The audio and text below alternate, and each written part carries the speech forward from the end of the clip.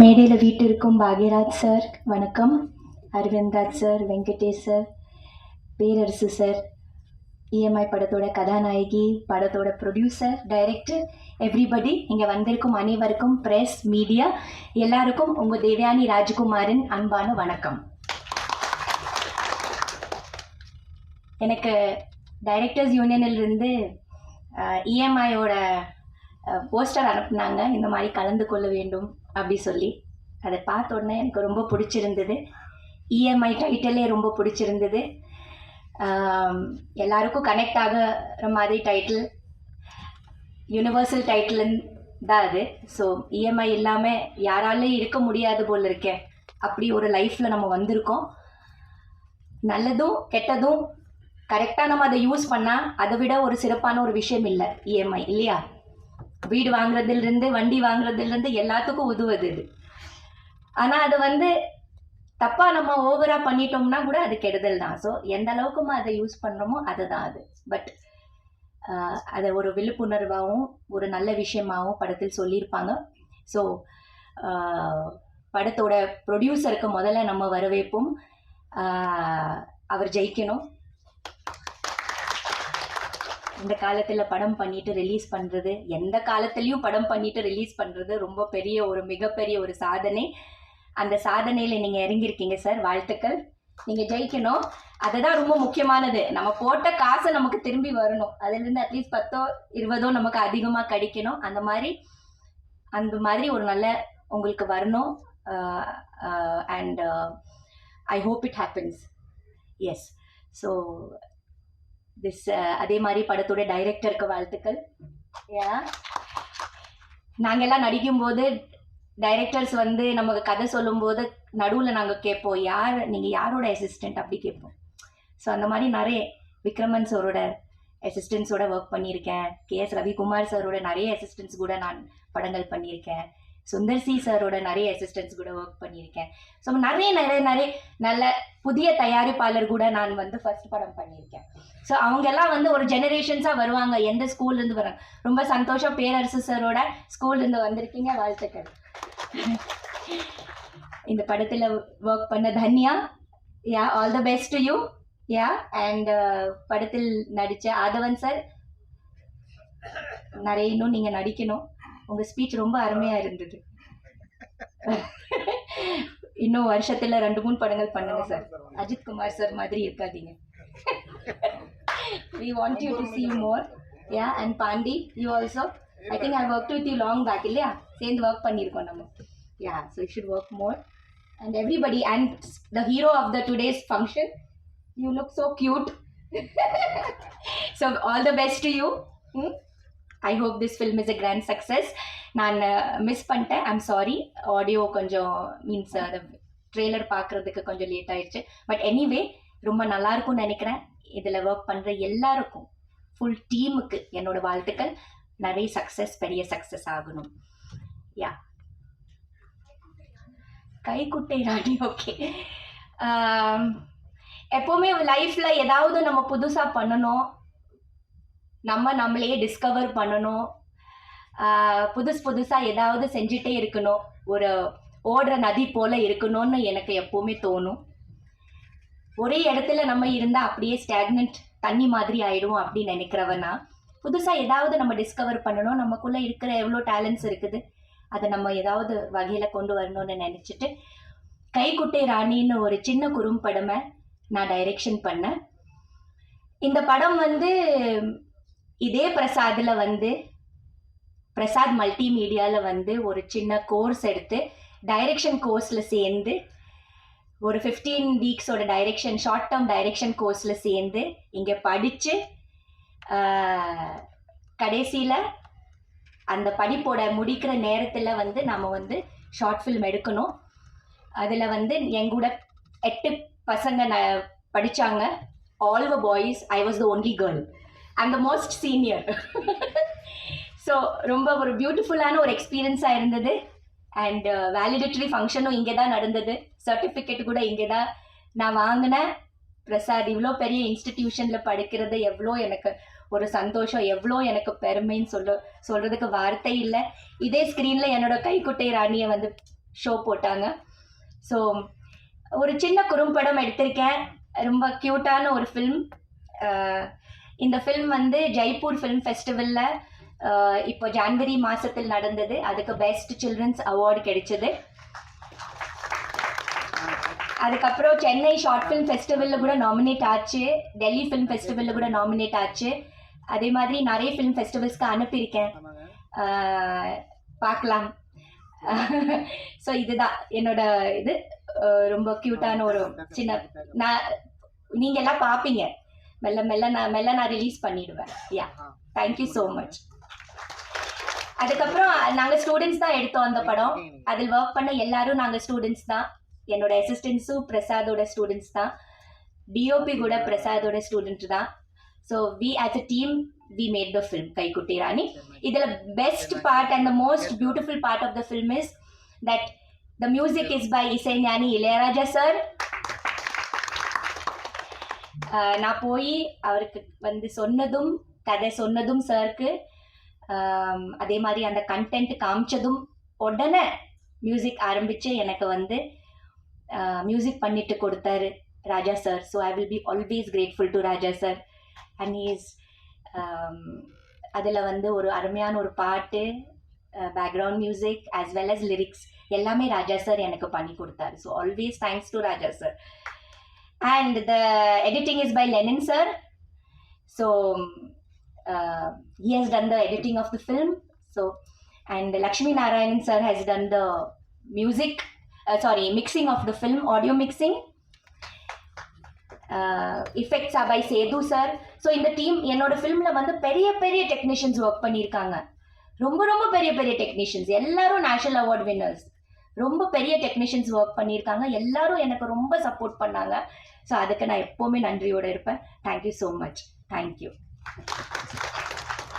Thank you to EMI and wishing EMI all the very best. Thank you. இந்த EM இசை வெளியீட்டு விழாவில் நான் சிறப்பு விருந்தினராக கலந்துக்கல. இந்த படத்தில் ஒரு பங்கு கொண்ட கலைஞராக தாங்க நான் கலந்துக்கிறேன்.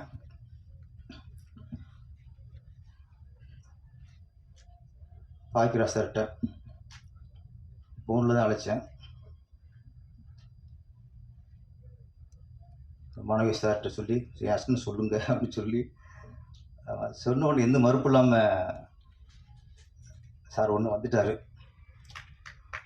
அதுக்கு ரொம்ப நன்றி சார். அதாவது சினிமாவை வந்து ஒரு நேச்சர் தான், அந்த பெருந்தன்மையெல்லாம் இருக்கும். இப்போ இங்கே இருக்க எல்லாருமே நம்ம அழைச்சி வந்திருக்கவங்க தான். வெங்கடேஷ் சார் என் மனசு அழைச்சிச்சு, அது நம்ம மூலியமா வந்துருக்கீங்க. எல்லாருக்கும் நன்றி. வெங்கடேஷ் சார் பேசும்போது பாதிக்கலாம் யாருமே படம் பண்ண முடியும்னு சொன்னார். நான் இண்டஸ்ட்ரிக்கு அசிஸ்டண்ட்டாக வரக்கு முன்னாடியே ஒரு பாதிப்பு. இங்கே வந்து நிறைய பேர் என்னவாங்க, அவர் டிஸ்கஸில் உட்காரணும், அவரோட டிஸ்கஸ் பண்ணணும், அவரோட பேசுகிறதே பாக்கியம் அடிச்சுருப்பாங்க. நான் ஸ்கூலில் 10th படிச்சுக்கிற டைம் நினைக்கிறேன். ஜெமினி சினிமாவில் ஒரு போட்டி வச்சிங்க சார், கதை போட்டி. அதில் வந்து இன்டர்வல் வரைக்கும் கதை சொல்லிடுவார் சார். கதையில் அதில் ஒரு இதாக சொல்லிப்பாங்க, ஒரு படத்தில் வந்து இன்டர்வலுங்கிறது தான் ஒரு முடிச்சு. அந்த முடிச்சை எந்த அளவுக்கு நம்ம ஸ்ட்ராங்காக போகிறோமோ அந்தளவுக்கு இன்டர்வல் ஓவராக இருக்கும். அதுக்கப்புறம் இந்த முடிச்சை அவுக்குறது, ஒவ்வொன்றும் அவுக்குறது தான் அடுத்து செகண்ட் ஹாஃப் திரைக்கதையாக சிறப்பாக அமையும். ஜெமினி சினிமாவில் இன்டர்வல் வரைக்கும் கதையை முடிச்சிட்டார். அதுக்கப்புறம் உள்ள கதை அங்கேயே முதல்ல சினிமாவுக்காக நான் கதையை வச்சேன். சினிமாவுக்காக கதை யோசிக்க வச்சது பாக்கிற சார் தான். யோசித்து போட்டிக்கு எழுதி அனுப்புனேன். நான் ஒன்றும் வேலைக்கு ஆகலை. இருந்தாலும் அதான் ஃபஸ்ட்டு சினிமாவுக்காக என்னை கதை எழுத வச்சது பாக்கிற சார் தான். பாக்கியராஜ் பற்றி இப்போ நிறைய பேர் பேசிட்டே இருக்கலாம். ஆமாம், எப்படின்னா கதை திரைக்கதை, வசனம், டைரக்ஷன். அப்புறம் இது மூணு தான். முன்னெல்லாம் திரைக்கதை, டைரக்ஷன் தான் இருக்கும். இந்த கதை, திரைக்கதை, வசனம், டைரக்ஷன் இது மூணையும் போட்டால் தான் அவன் தான் முழுமையான டைரக்டரு அப்படின்னு ஒரு வந்து டி ராஜேந்தர் ஒருத்தர், அப்புறம் சார். அதுக்கப்புறம் அந்த இது மூணையும் போடணும். கதை, வசனம் ஒருத்தர், திரைக்கதை, டைரக்ஷன் ஒருத்தர்னா அது டைரக்டருக்கு மதிப்பு இருக்காது. அப்போது ஒரு இயக்குனருக்கு மதிப்பு இழக்க செஞ்சது பாக்கிற சார் தான். அப்போ இப்போ மலையாளத்தை சொன்னீங்கள, மலையாளத்தில் வந்து எப்படின்னா இங்கே தமிழ் ஃபீல்டு ஏன் அப்படி இருக்குது, மலையாள ஃபீல்டு ஏன் இன்னைக்கு சிறந்து விளங்குது அப்படின்னா, இங்கே ப்ரொடியூசர் என்ன பண்ணுறாங்க, ஒரு நான் பாய்கரஸில் ஒர்க் பண்ணியிருக்கேன் அப்படின்னு போய் நிற்கிறேன். ஆமாம், எத்தனை நாள் ஒர்க் பண்ணிக்கிறேன், பாய்கரஸில் 10 ஒர்க் பண்ணியிருக்கேன். முந்தான முடிச்சு தூணு வச்சு டார்லிங் டார்லிங் டார்லிங் டார்லிங் நான் சொல்லிவிட்டு ஓகே ஒரு கதாசிரியர், ஓகே பட்டுக்கொடை புறவர் கதை, இதோட கதை சார் நான் இயக்க போகிறேன் அப்படின்னா அந்த பிடிச்சி ஒத்துக்க மாட்டாங்க. உனக்கு கதையே பண்ண தெரியல, நீ என்ன டைரக்டரு, அங்கே அடிவிட்டு போகிறோம். நான் ஒரு நாவலை தூக்கிட்டு போயிட்டு, சார் அந்த நாவல் நல்லா இருக்குது சார், இதை நான் படம் பண்ணலாம்னு இருக்கேன், எனக்கு வாய்ப்பு கொடுங்க. நீ யார் ஒர்க் பண்ணியிருக்க சார்? நான் பாராஜிட்ட 5 படம் ஒர்க் பண்ணியிருக்கேன். கதை இது நாவல் சார். யார் நாவல்? வேறு ஒரு கே நாராயணன் சாரோட நாவல். நம்ப மாட்டாங்க. ஏன்னா ஃபஸ்ட்டு படம் உனக்கு கதையே ஒன்று தெரில, நீ எப்படி டைரக்ஷன் கொடுக்குறது? தமிழ் பிடிச்சில சொல்கிறேன், இங்கே டைரக்டர்னா அவர் தான் கதை எழுதணும், அவர் தான் வசனம் எழுதணும், அவர் தான் திரைக்கதை எழுதணும், இப்போ அவர் தான் பாட்டு எழுதணும். நல்ல வேலை இடையில பாய்கரஸ் வந்து இசையமைச்சிட்டாரு, பாட்டு எழுதிட்டாரு, பாட்டு பாடிட்டாரு. அதெல்லாம் கொஞ்சம் மைண்ட் ஏற்றலை சார். இல்லைன்னா இப்போ வரவங்களாம் கதை, திரைக்கதை, வசனம், இசை, பாடல்கள், பாட்டு பாடணும், நீ தான் டைரக்ஷன் இத்தனை இருந்தால் தான் உங்கள் டேரக்டர் ஒத்துக்கணும்னு ஆயிருக்கும். கொஞ்சம் அதில் தவிச்சிட்டோம். அதெல்லாம் மலையாளத்தில் அப்படி இல்லை. மலையாளத்தில் இன்றைக்கும் ஒருத்தர் டைரக்டருக்கு என்ன அனுபவம், ஜோஷ் ஒர்க் பண்ணியிருக்கியா, பாசிட் ஒர்க் பண்ணியிருக்கியா, சித்திட்டு ஒர்க் பண்ணியிருக்கியா? அப்போ இந்த பெரிய டைரக்டர்கிட்ட 5 ஒர்க் பண்ணியிருக்காருன்னா அந்த நம்பிக்கை ஃபஸ்ட்டு வந்துடும் உங்களுக்கு. அதுக்கப்புறம் சார் என்னோடய ஃப்ரெண்ட் இருக்காது சார், இது சார் அப்படின்னா கதை டிபார்ட்மெண்ட் வேறு, டைரக்ஷன் அனுபவம் வேறு. அங்கே டைரக்ஷன் அனுபவத்தை பார்க்குறாங்க, கதையும் தன்மையை பார்க்குறாங்க. தனித்தனியாக பார்க்குறதுனால இன்றைக்கும் அந்த சொன்னீங்கள கண்டென்ட்டு அந்த கண்டென்ட்டு இன்றைக்கி இங்கே ஜெயிக்குது. அதனால் சார் உங்களால் சார் எங்களுக்கும் பாதிப்பு. எங்கள் கதை எல்லாத்தையும் கேட்குறாங்க உங்கள்கிட்ட. கைக்குட்டை ராணி, தமிழ்நாட்டில் எல்லா குடும்பத்துக்கும் அவர் தான் அவங்க ராணி, தேவயானி மேடம். அவங்க நான் ரொம்ப மதிக்கக்கூடிய ஒரு ஆர்டிஸ்ட் தேவயானி மேடம். ரொம்ப பிடிக்கும் அவங்கள, ரொம்ப நான் அவங்க மேலே அவ்வளோ மரியாதை எனக்கு. ஆமாம், நான் எல்லாரும் பேசிட்டு சொல்லிட்டே இருப்பேன், ஏன்னா அவ்வளோ பிடிக்கும். அவள் ஒரு ஒரு ஒரு பெண்ணை பார்க்கல மரியாதை வரும், அவளை பார்த்து அவ்வளோ மரியாதை வரும். காரணம் இன்னைக்குள்ள நடிகர்களுக்கெல்லாம் அவங்க ஒரு உதாரணம். ஃபஸ்ட்டு ஹோம்லியாக நடிக்க ஆரம்பித்து எல்லா குடும்பத்துலேயும் தான் குடும்பத்து பெண்ணாக பார்க்க ஆரம்பித்தாங்க.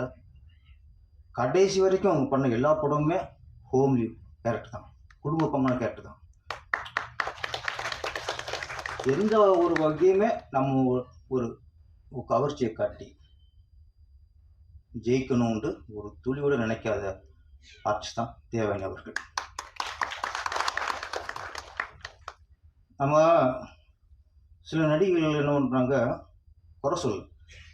ஃபஸ்ட்டு படம் பார்க்கும்போது அவ்வளோ ஹோம்லியாக இருக்காங்க. அந்த ஹோம்லிக்காகத்தான் அந்த ரொம்ப ஹோம்லியாக இருக்காங்க, நம்ம வீட்டு பொண்ணு மாதிரி இருக்காங்க அப்படி இந்த ரசிகர் உருவாகிறாங்க. அந்த குடும்ப பாங்கன தோற்றதுக்காகத்தான் ரசிகர் உருவாகிறாங்க. அதனால வெற்றி அடைகிறாங்க. ஒரு நாள் வெற்றி அடைஞ்சதுக்கப்புறம் அவங்க கவர்ச்சியை காட்டுறதுக்கு ஆர்வம் காட்டிடுறாங்க.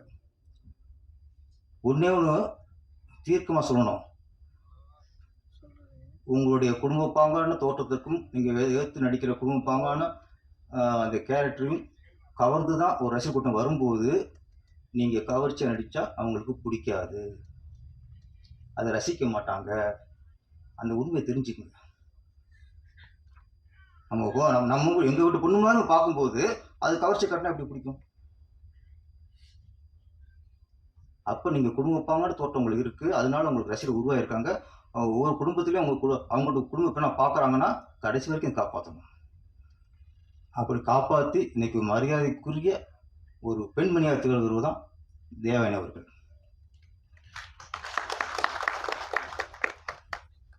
நான் ஃபஸ்ட்டு நான் ரஜினி ரசிகர். நான் முதல்ல ஒரு ஒரு ஒரு நடிகைக்கு ரசிகர் ஆனதுன்னா எந்த நடிகை எனக்கு பிடிச்சதுன்னா அமலா. ஆமாம், ரொம்ப பிடிக்கும். ஏன்னா அந்த மைதிலி கதையெல்லாம் பார்த்துட்டு அவங்க அவ்வளோ காமெடியாக இருப்பாங்க, எனக்கு அவ்வளோ பிடிக்கும். அப்புறம் தொடர்ந்து வேலைக்காரனாக இருக்கட்டும், அப்புறம் மம்முட்டி சாரோட படம் பண்ணாங்க, எல்லா படமும் அவ்வளோ காமெடி. அந்த காமெடியாக இருக்காங்கிறதுக்காகவே நான் அவங்களுக்கு ரசிகர் ஆகிட்டேன். ஒரு படம், அந்த படத்தில் பார்த்து மாடர்ன் ட்ரெஸ் போட்டாங்க, அது பரவாயில்ல, ஓகே மாடர்ன் ட்ரெஸ் போட்டாங்க. ஒரு டாப் டிஷர்ட் போட்டு அவங்கள ஓட விட்றாங்க. ஓட விட்டாலும் பரவாயில்ல, high speed shot. Director Amala அவர்களை ஹை ஸ்பீடில் மேலே ஓட விட்டு அவங்க கவர்ச்சியை பார்க்கணும்னு நினைக்கிறாரு. ஆனால் எனக்கு பிடிக்கல, எனக்கு வெறுப்பாக இருக்கு. ஏன்னா நான் ஹோம்லியாக தான் அவங்கள பார்த்துருக்கேன். அப்போ அவங்க ஹோம்லியாக பார்க்குற ஒரு ஆர்டிஸ்ட்டை போய் நீங்கள் செக்ஸாக காட்டும்போது, கவர்ச்சியை காட்டும்போது அது எங்கள் மனசு ஏற்றுக்கொள்ளாது. இதை நிறைய ஆர்டிஸ்ட்டு புரியாமல் கவர்ச்சியாக காட்டினா தான் நிலைச்சி நிற்கணும்னு நினைக்கிறாங்க. என்னைக்கு கவர்ச்சியை காட்டுறீங்களோ அன்னைக்கு தலைச்சியாக மார்க்கெட். அதுக்கு சில ஆர்டிஸ்ட் இருப்பாங்க, அவங்களுக்கு அதுதான் மூலதனமாக இருக்கும். அவங்களுக்கு அந்த உடல்வாக்கும் அவங்க கவர்ச்சிக்காக மட்டும்தான் டேரக்டர் கூப்பிடுவாங்க. அவங்க நடிச்சு போட்டோம். ஹோம்லி அவங்கள யாராவது ஹோம்லிக்கு லுக்குக்காக, குடும்ப பாங்கான தோற்றத்துக்காக உங்களை ரசிக்க ஆரம்பித்தாங்கன்னா கடைசி வரைக்கும் அதை கடைப்பிடிங்கள். அப்போ தான் தேவயானி மாதிரி இன்றைக்கும் பேசப்படலாம். ஆமாம். அப்புறம் இயக்குனரும் ஆயிட்டாங்க, கைக்குட்டை ராணி இயக்குனர். வாழ்த்துக்கள் மேடம். ஆமாம், ஆர்டிஸ்ட் நடிகைகள் முதல்ல பானுமதி அம்மா இயக்குனர் ஆனாங்க.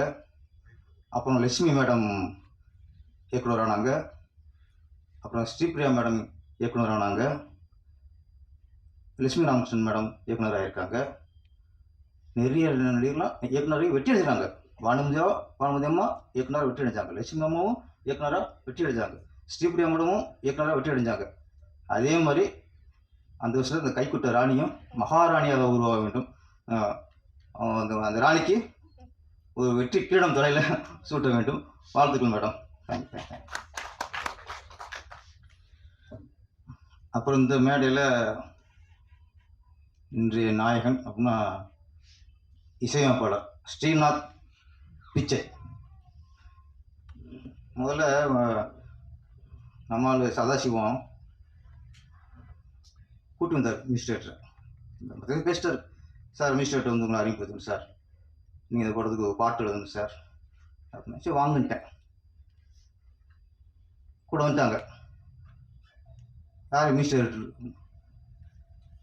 பார்த்தா இவரை காட்டினாங்க, எந்திரிங்க சார் ஸ்ரீநாத் பிச்சை அப்படின்ட்டு. நான் என்னடா அது விஸ்வாமித்திர மாதிரி தலையெல்லாம் இருக்குது, நான் ஆளை பார்த்தா இங்கிலீஷ் லெட்டர் மாதிரி தெரியலையே முதல்ல அப்படின்னு டவுட் ஆயிடுச்சு. பேர் அப்படின்னா ஸ்ரீநாத் பிச்சையா? அது ஏற்கனவே ரிஷி மாதிரி இருக்காப்புல, பேர் வேறு பிச்சை. திருப்பி கொஞ்சம் என்ன அது உறுத்தலாச்சு. சரி ஓகே, அப்போ நானும் சமாளிப்படுத்திட்டேன். பிச்சைக்காரன்னு படம் டைட்டிலே பிச்சைக்காரன் வச்சு படம் ஓடலையா? கோடீஸ்வரன் அப்படிலாம் எடுத்து சில படம் சரியாக போகல. ஆனால் பிச்சைக்காரன் படம் எடுத்து மிகப்பெரிய ஹிட்டு. ஓகே, ஒரு சமாதானம். அப்புறம் சுந்தர் பிச்சை, சூப்பர், உலகளவில் வெற்றி அடிச்சான் மனுஷன். அப்போ இந்த பிச்சை பேருக்கும் இதுக்கும் சம்மந்தம் இல்லை, திறமை தான் ஜெயிக்கும். சில பேர் சொல்லுவாங்க நெகட்டிவாக பேர் வைக்கக்கூடாதும்பாங்க. பாக்கியராசர் படம் எல்லா படமுமே நெகட்டிவ் தான். ஒரு கை ஓசை நெகட்டிவ் தான். இப்போ ஒரு கை ஓசை வரும், வராதுல்ல, அது ஹிட்டு. மௌன கீதங்கள், சரி மௌனமாக அப்படி கீதம் பண்ண முடியும்? மௌனமாக கம்முன்னு இருக்கணும், அது மௌன கீதங்கள், அதுவும் நெகட்டிவ் தான். தூறல் நின்று போச்சு,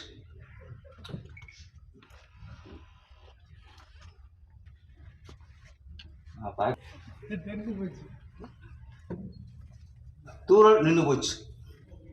இப்போ நம்ம ஒரு புடிசரை பிடிச்சி, நான் தான் ஃபஸ்ட்டு படம் பண்ணுறேன்னு வச்சுங்களேன், கதைலாம் சொல்லி கதை ஓகே போச்சு. பிடிச்சது ஒரு டைட்டில் கேட்குறாரு, என்னப்பா டைட்டில் சார்? தூறல் நின்று போச்சு. கிளம்புறேன், ஏண்டா சொல்லும்போதே நின்று போச்சுங்கிறேன், விளங்கு போடான்றான். ஆனால் தூரல் நின்று போச்சு என்ன ஹிட்டு சார்? இப்படியே நெகட்டிவ் டைட்டில் வச்சு அவர் சக்ஸஸ் பண்ணார். யாரும் சொன்னா, அதனால் பிச்சைக்கும் இதுக்கும் சம்மந்தம் இல்லை. அது வேற இது வேற. திறமை இருந்தால் நம்ம நெகட்டிவ் பாக்கிற மாதிரி நெகட்டிவ் டைட்டில் வச்சாலும் ஓடிடும். திறமை இருந்தால் பேரில் பிச்சை இருந்தாலும் இசையமைத்து ஒரு கோடிசன் ஆயிடுவார். அப்புறம் இவருக்கு எனக்கு இன்னொரு ராசி இருக்குது, இப்போ தான் நான் கண்டுபிடிச்சேன். ஒரு 3 படம் இசையமைச்சிருக்காரு. ஒன்று ரூ, அடுத்து இஎம்ஐ, இன்னொன்று கொட்டவன் போயிட்டு இருக்கு. இது மூலம் நான் நடிச்சிருக்கேன். அப்போ பிச்சைக்கு எனக்கு இந்த ராசி. அப்போ இது அப்போ பார்த்து நடித்தேன். நம்ம இன்னைக்கு பிச்சை சொன்ன யோசிச்சோமே, அப்போ இந்த பிச்சை சேமிச்சு எல்லாரும் நம்ம நடிச்சுக்கிட்டு இருக்கோமே, அப்போ பிச்சைக்கு நமக்கும் ஒரு ராசி இருக்குது. அதனால் பிச்சை வந்து வாழ்த்துறேன். நிறைய படம் நாங்கள் நீங்கள் வந்து நிறைய 10, 20, 100 கூட எடுக்கணும், அப்போ நான் நடிக்க முடியும். உங்களுக்கு ஒரு ராசி இருக்குல்ல.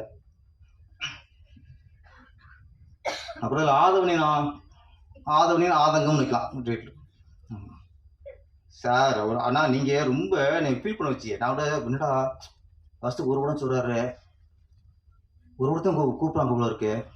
நல்ல திறமையான ஆள், அந்த ஸ்பாட்டில் டேரக்ட் அப்பப்போ கவுண்ட் அடிப்பார். அவ்வளோ திறமை இருக்குது, அவ்வளோ காம்படிஷன்ஸ் இருக்குது. இவர் பயன்படுத்திக்காம என்னோட வருஷத்துக்கு ஒரு படம் தான் அப்படிங்கிறாப்படி. அந்த பிளாக் பண்ணி சும்மா இருக்கும். இது நண்பு சார், எப்போவும் நண்பர்களால் தான் நமக்கு பிரச்சனை இருக்குமே. கூட இருக்கவே அப்படி உரிப்பான். பாக்கெட் வச்சுருந்தாரு ஒரு பேட்டியில், அந்த முந்தான முடிச்சல 4 துரோகிகள்ட்டு அது மாதிரி கூட இருந்த பிளாக் பண்ணி சும்மா. அப்புறம் ஒரு ஃபீல் பண்ணிட்டாரு. நான் நினச்சேன், சரி யாராவது நீ இப்போ ஃப்ரெண்ட்ஸ் படம் ஆரம்பித்தா நம்ம ஆதவங்க சொல்லணும், சரி எப்போ நல்ல திறமை சரிப்பா அவங்க யூஸ் பண்ணிக்கணும் சொல்லணும்னு நினைக்கிறேன். பிளாக் பண்ணி அவர் யூஎஸில் இருக்கார் சார். அவர் எப்போ வருவாரோ அப்போ நடிச்சுட்டு அப்போ கிளம்பிடுவார். அவர் சரி ஓகே, இது வேறு மாதிரி ஒரு டிஸ்ட்ரிக்ட். நம்ம அப்போ எனக்கு போச்சு, எனக்கு அப்போ நிறைய சம்பாதிக்கிறாரு. அவர் யூஎஸ்ஏ செட்டில் ஆகிட்டாரு. அவர் இந்திய குடிமனே இல்லை, முதல்ல தமிழ் குடிமனே இல்லை. அவர் யூஎஸ் இந்திய குடிமனுக்கு நான் ஏன் போராடணும்? அப்புறம் நான் வந்து ஒரு அண்ணியை நினச்சிட்டேன். அப்புறம் அவர் ஆதவன், நான் அஜித் மாதிரி வருஷம் ஒரு படம் பண்ணுவேன். அவர் காரேஸு போயிட்டாரு, ஒரு படம் பண்ணார். நீங்கள் யூஎஸ்ஏ போய்ட்டு ஒரு படம் பண்ணுறீங்க, இதுக்கு நாங்கள் என்ன பண்ணுவோம்? நடிங்க. நீங்கள் உங்கள் ஆசைக்கு போயிட்டு ஒரு படம் பண்ணோம், நாங்கள் ஃபீல் பண்ணணும். இதுக்கப்புறம் யூஎஸ்ஏ ப்ரோக்ராம் கட் பண்ணுங்க, 6 மாதம் இங்கேயே இருங்க. போச்சு. அதனால் 6 மாதம் இங்கே இருங்க, அந்த இந்திய குடியுரிமையை ரெனியூ பண்ணுங்க. ரெனியூ பண்ணி 6 படம் நானே வாங்கி தந்துடுறேன். இந்த எத்தனை டேட் இருக்காங்க எல்லாரும் ஒரு பிளாக் பண்ணி அந்த பிளாக் அவர் உடனே லேடி சூப்பர் ஸ்டார் நயன்தாரா வேணான்னாங்க, அது அவங்க வேணான்னாங்க. இவர் அப்போ பிளாக் பண்ணி நீ பாண்டி கொடுக்குங்க, அது பாண்டி சொல்லணும், நீங்கள் சொல்லக்கூடாது. அடுத்தவனை கட் பண்ணுறதுலேயே இருக்கிறது. அவர் வாய்ப்பு கட் பண்ணுறாரு, இவர் ஒரு பட்டத்தை கட் பண்ணுறாரு. ஆனால் பிளாக் பண்ணியை மாற்றவே முடியாது. ஏன்னா பிளாக் பண்ணிக்கிறது அவர் ஒரு கலருக்காக வச்சு. அதனால் அது சேர்ந்து சார், அது சேர்ந்து தான் லாக் பண்ணி. அப்புறம் இந்த படத்தில் ஒரு பாடல் அதுதான் வந்தாங்க முதல்ல எழுதி வாங்கிட்டு அப்புறம் நடிக்க வச்சுட்டாங்க. அந்த பாட்டு தான் அந்த அசுக்கு புஸ்கு மட்டும் பாட்டு. நான் ஃபஸ்ட்டு ஒரு டைப்பை எழுதினேன். அவங்க எல்லோரும் மியூசிக் டைரக்டர் எல்லாருமே, இல்லை சார் நீங்கள் விஜய் படத்தில் ஓப்பன் சாங் எழுதுவீங்களே, ஆமாம் அது மாதிரி பவர்ஃபுல்லாக ஒன்று, அது விஜய்க்கியா? இல்லை சார் அந்த மாதிரி ஒரு சாங் தானே சார். சரி நான் விட்டேன், சரி ஆசைப்படுறாங்களே சரி ஒன்று அடிச்சிட்டேன். அடிச்சுட்டு ஆனால் இந்த மாதிரி பேர் தான் பிச்சை, நம்மளை பிச்சை எடுத்துட்டாரு. ஆமாம் சார் டென்ட்டுக்கு வாங்குங்கிறாரு. இன்னையா டென்ட்டுக்கு வாங்குங்கிறேன் சார், கொஞ்சம் இங்கிலீஷ் வார்த்தைலாம் போட்டு இப்படி தானே. அப்போ தான் நிறையா இங்கிலீஷ் வார்த்தைலாம் போட்டு நிறைய அனுப்பியாச்சு. நான் டவுட்டில் இருந்தேன். அப்புறம் சாங் போட்டு கேட்டாங்க. போட்டு காட்டணும் போது இன்னும் பயம் இருந்துச்சு. விஜய் சார் மாதிரி பாட்டு எழுத சொல்லும்போது பயம் வரல. சாங்கு போட்டு காட்டும்போது எனக்கு விஜய் சார் பேசும்போது வந்தது போகுது. என்னடா இங்கே டெம்பிள் அடிச்சிருக்காங்களே மச்சான், இவன் புது ஹீரோ புதுசு இன்னொன்று போகிறாங்களேன்னு பயம் இருந்துச்சு. அப்புறம் முடிச்சுட்டு ஒரு நாள் போட்டு காட்டினாங்க. மாஸ்டர் சுரேஷங்கர் சூப்பர் சார், பெண்டு கல்விக்காரன் அவர் அப்படி வச்சிருப்பாங்க இவ்வளோ இருக்கு. பேரரசு படத்தில் விஜய் சார் எப்படி ஆடினாரோ அது மாதிரி முட்டி போட்டு பரண்டு என்ன ஆட வைக்கணும் அங்கே விட்ட போட்டாங்க இவ்வளோ இருக்கு. அவர் சொல்லி பார்த்துருப்பாரு, தம்பி நீங்கள் அதுவும் போகும். ஆனால் சார் நல்லா ஆட வச்சிருக்கு சார். ஒரு புது இருந்தவர்களுக்கு ஆன மாதிரி தெரில. ஒரு நல்ல ஒரு சாங் தேவை. சில புதுசு ஆடுறவங்க போது நமக்கு கொஞ்சம் ஓவராக தெரியும், மிகையாக தெரியும். இந்த பாட்டு பார்க்கும்போது ஒரு புதுமுகம் இந்த மாதிரி ஆடிக்கான்னு தெரில. யதார்த்தமாக நல்லா அமைஞ்சு வச்சு. வாழ்த்துக்கள் சதாசிவம். ஆனால் இவர் ஏன் அஸ்னு சொல்கிறாரு? ஆனால் இவர் ஏஸ்னு மாதிரி இல்லை, அவர் பாய்க்கிற அஸ்னு மாதிரி இருக்காரு. நம்ம உள்ளே டேரக்ஷன் தான் ஒதுக்கிட்டோம். ஏதோ என் படத்துக்கு ஒரு சீன் வருமே அவ்வளோதான். இவர் பாய்க்கிற அஸ்னு நினச்சிட்டு தான் ஒரு இருந்திருக்காரு. சும்மா நம்ம சொல்கிறது குருநாதன்ட்டு. பாய்க்கிற தான் அவரே டைரக்டர், அவரே ஹீரோ. அது மாதிரி அவரே டைரக்டர், அவரே ஹீரோ. அப்போ நீ பாய்க்கிறத விட அஸ்டன்ட் அவரோட அஸ்டன்ட் தான். அவன் உனக்கு மானசிக குரு பாய்க்கிற சார் தான், இண்டஸ்ட்ரிக்கு அவர் தான், உங்களுக்கும் அவர் தான். சார் வாழ்த்துறதே உங்கள் பெரிய பாக்கியம்ப்பா. அப்புறம் இந்த இஎம்ஐ டைட்டிலுக்கு வருவோம் சார். சீக்கிரம் முடிச்சிட்டேன் சார். சார் எப்படா முடிப்பான், இதை அவர் ஆரம்பிச்சிட்டானே 2 நிமிஷம். ஏன்னா எல்லாம் பேசி விட்டு படத்துக்கு பேசி வச்சுக்கலாம், இவங்க கொண்டு அப்படியே என்ன சார் வேலையை பண்ண விட்டீங்கட்டு. இஎம்ஐல நிறைய சொல்லிட்டாங்க. இது என்னென்னா இந்த இஎம்ஐ ஆம்பளைக்கு பைக்கை வாங்கிடுவாங்க, காரை வாங்கிடுவாங்க, வீட்டை வாங்கி விடுவாங்க. பைக்கை வாங்கி விட்டு ஒரு 3 மாதம் 4 மாதம்ல கட்டுவாங்க. அதுக்கப்புறம் 3-4 வருஷம் கட்ட மாட்டாங்க. அவங்க காலையில் டிஃபன் சாப்பிட்டு நல்லா சோத்தை கட்டிக்கிட்டு அந்த இஎம்ஐயில் அவங்க பைக்கை ஸ்டார்ட் பண்ணிட்டு கிளம்பிடுவா ஆஃபீஸ்க்கு. 8 மணிக்கு தான் கிளம்பிடுவாப்பில். கரெக்டாக 9 மணிக்கு வருவான். டிங் டிங்மா. கதை தோக்கிறது யார்? அவர் ஒய்ஃப். இஎம்ஐ வாங்குறது கணவன். அவன் அவன் பட்ட டார்ச்சராக இருக்குன்னு உங்களுக்கு அது பேசுகிற தோரணை இருக்கும்ல, அவன் ஆதரவு மாதிரி தான் பேசுகிறதுலாம் அப்படியே இருக்கும். எங்கே உங்கள் புருஷன் எப்போ வருவார், ஃபோன் பண்ணுங்க. அப்புறம் இல்லைங்க அது ஃபோனை எடுக்க மாட்டார், நாங்கள் ஃபோனை எடுக்க மாட்டார், நீங்கள் முன்னே எடுங்க. போடுங்கம்மா, ஸ்பீக்கர் போடணும், அதில் ஸ்பீக்கரில் போடுச்சணும். இதை அப்புறம் எப்படி சமாளித்து போயிடுவாங்க. அதுக்கப்புறம் சாயந்தரம் வரும் 4 மணிக்குள்ளே வந்துட்டார் அவங்க புருஷன் போனவர் நைட்டு 12 மணி வந்தால் கூட அவங்க கிளம்ப மாட்டாங்க. ஒய்ஃபு லேட்டாக வந்தால் கூட அவங்க கிளம்ப மாட்டாங்க. இவன் கிளம்புவார், இன்னும் வரல உங்கள் புருஷன். அது சரி மறுநாள் 2-3 நாள் கழிச்சு இவன் பெல் அடிப்பான். அந்த மாதிரி கதவு திறக்கிறதா வேணாமா? வந்திருக்குது யார்? சொந்தக்காரன் வந்திருக்கானா, இல்லை ஒரு கடன் கேட்டோம்னா கடன் கொடுக்க வந்திருக்கானா, அப்போ திறக்காம போச்சுன்னா இப்போ டென்ஷனில் வந்து யாரும் பார்க்குறங்கிட்டு அதுக்கப்புறம் மொட்டை மரம் எட்டி போவாங்க. அதனால் பைக் அது நிற்கும். அது நிற்பானா திறக்கவே மாட்டான். பயம். 1 hour கழிச்சு பார்ப்பாங்க, வெளியவே நிற்பான். அது திறக்க முடியாது, பயம். இதில் புருஷன் லோனில் வாங்கி பைக்கை வாங்கி அவன் கிளம்பி போயிட்டான். ஆஃபீஸ் நிம்மதியாக ஒர்க் பண்ணிக்கிட்டு இருப்பான்.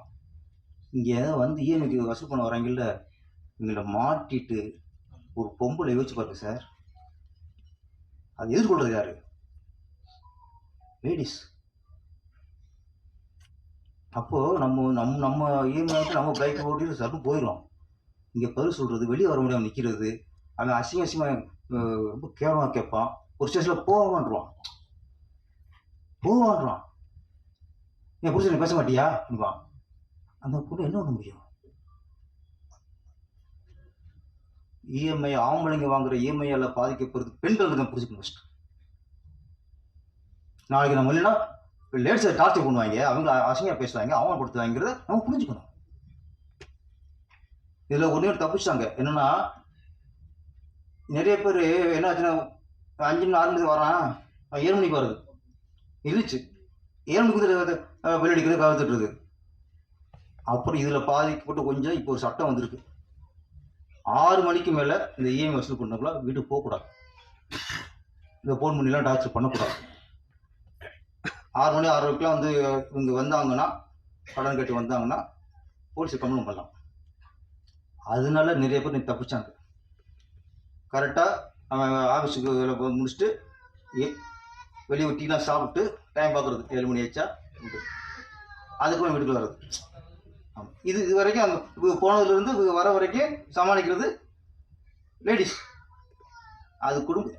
நீ வா, 25,000 சம்பளம். நீ லோன் ஆசைப்பட்டு லோன் காரே லோனை வாங்கிவிட்டு மாதம் 20,000 லோன் கட்டுற. மிச்சம் எவ்வளோ இருக்கும்? 5,000. இந்த 5,000த்தில் குடும்பத்தையும் சமாளிக்கணும், வாங்கின லோனுக்கு இஎம்ஐ வாங்கி வசூல் பண்ணுவாங்களே இவங்களையும் சமாளிக்கணும். அந்த பொங்கல் என்ன பண்ணும்? இதெல்லாம் என்னென்ன பிரச்சனை இருக்குன்றத இந்த இஎம்ஐ படம் சொல்லியிருக்கு. படம் பார்த்துட்டு நம்ம வந்து இதெல்லாம் பொழுதுபோக்க பார்க்கக்கூடாது, இது பொறுப்போட பார்க்கணும். பொழுதுபோக்க பார்க்குற படம் வேற, ஒரு பொறுப்போட பார்க்குற படம் வேற. இந்த இஎம்ஐ வந்து நம்ம பொறுப்போட பார்க்கக்கூடிய படம். வாங்கலாம். நமக்கு மாதம் 40,000 சம்பளம் வருதா, அப்போ 5,000 இஎம்ஐ கட்டுற மாதிரி நீங்கள் ஒரு பைக்கையோ இல்லை காரோ வாங்கலாம். மிச்ச பணத்தில் அவங்க வீட்டில் அவங்க குடும்பம் நடத்துவாங்க, சமாளிப்பாங்க. இல்லையே இந்த செலவு வந்து எப்படி வரும்னு தெரியாது. ஸ்கூல் ஃபீஸ் நீங்களா இங்கே பார்த்தா 1 லட்சம் 1.5 லட்சம் 2 லட்சம் ஏழை வர்றாங்க. மருத்துவம் ஏதோ சும்மா வயிற்றுலும் ஹாஸ்பிட்டல் போனால் போதும், 1 வருஷம் சம்பாதிச்ச பணத்தை அவன் பிடிக்கிறான். இப்போ மருத்துவத்தில் ஹாஸ்பிட்டலில் ஒரு பக்கம் கொள்ளடிக்கிறான். கல்வியில் அண்ணா உங்கள் டைம் வச்சா கிளம்புங்கண்ணே. உங்கள் டைம் வச்சுன்னா உங்களுக்கு இஎம்ஐ பிரச்சனை நினைக்கிறேன். நீ கிளம்புங்க, இந்த மாதிரி பண்ணக்கூடாது. நான் அடிக்கடி பார்க்குறேன், நான் பேச பண்ணிக்கிறீங்க யாருன்னு தெரியல, அடிக்கடி பார்த்துட்டு இருக்கேன். உங்கள் டைம் வச்சுக்கலாம், யாருக்கு சொன்னீங்களா?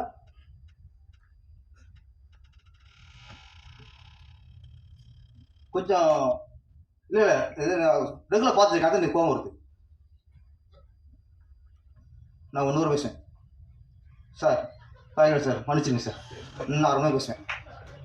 உங்கள் டைமில் அதோட முக்கியமாக தான் கிளம்புங்க. அது எதுக்கு வந்துருக்கீங்க? முடிச்சா பார்க்க நான் வற்புறுத்தல ஃபஸ்ட்டு. ஏன்னா ஒரு விஷயத்தை ஒரு எமோஷன் பேசிக்கும் போது இது ஜோக்கரை பேசிக்கிருவாங்க.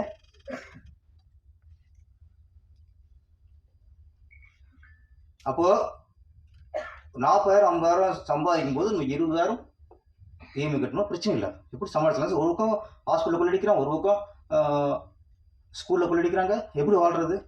இதில் இஎம்ஐ கட்டிட்டு இதுலேயும் வாழ்க்கையை இழந்துக்கூடாது. இன்னும் என்ன ஆகும்னா ரோட்டில் வாழ மாட்டோம், வாழ்றதுக்கு போராடிக்கிட்டே வாழ்ந்து செத்துருவோம். சம்பாதிக்கிற வாழ்றதுக்கா போராடுறதுக்கா? வாழ்றதுக்கு. அப்போ சம்பாதிச்சு வாழணும்னா, சந்தோஷமாக நிம்மதியாக வாழணும்னா நம்ம இஎம்ஐலேருந்து கொஞ்சம் தப்பிக்கணும். அந்த விஷயத்தை தான் இன்னைக்கு உள்ள காலகட்டத்துக்கு இன்னைக்கு என்ன பிரச்சனை, இன்னைக்கு என்ன ஒரு ரெண்டு போதை. ஒன்று டாஸ்மாகில் சரக்கு அடிச்சுட்டு அந்த போதை, இன்னொன்று இஎம்ஐயில் பணம் வாங்கிட்டு சந்தோஷம் வாங்குற இந்த போதை. இந்த ரெண்டு போதையுமே ஒழியணும். நன்றி, வணக்கம்.